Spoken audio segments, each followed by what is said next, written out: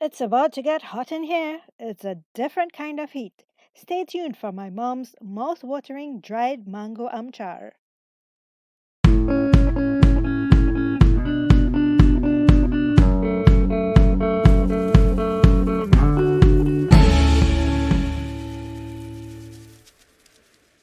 Welcome back to my channel. If you like a bit of spicy pickles, well, this is going to be perfect for you.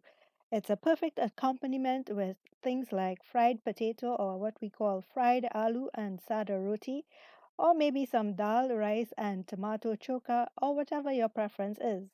Sometimes it's as simple as eating roti and cheese with achar or amchar, or maybe bread and cheese with amchar. Anything goes. Anyhow, this recipe, my mom made it, and for all the ingredients, she practically eyeballed everything. So I had to come up with measurements for you to follow. I hope that I will do a good job. The list of ingredients are in the description box. Wash and cut up the mangoes and remove the white inside pit. Drain any excess water.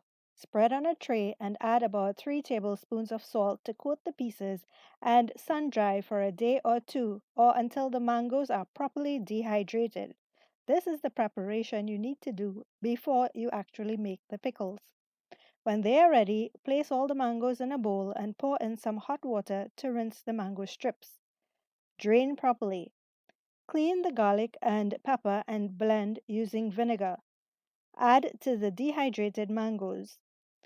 Sprinkle the salt, masala, and olive oil and give it a good mix to ensure the mangoes are well coated. Fill in a clean glass jar and cover tightly. It's as easy as that. Please note that no preservative powder was used. You may add if you wish to preserve and maintain a longer shelf life.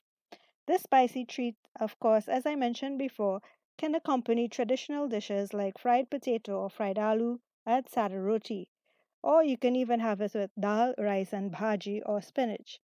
It really opens one's appetite. Did you know spicy pickles, when eaten, causes the body to sweat, which cools the body? Pickles also contain high sodium, so be cautious if you are on a restrictive diet. They also contain a good amount of oil, so we have used a much healthier option, that is, olive oil, which helps to preserve it and prevent fungus infesting. Give me a thumbs up and I'll let mom know that you liked her video. And you can even drop a comment or ask a question below and I'll be sure to pass it on to her. Remember to like and subscribe, and of course, I'll see you in the next video.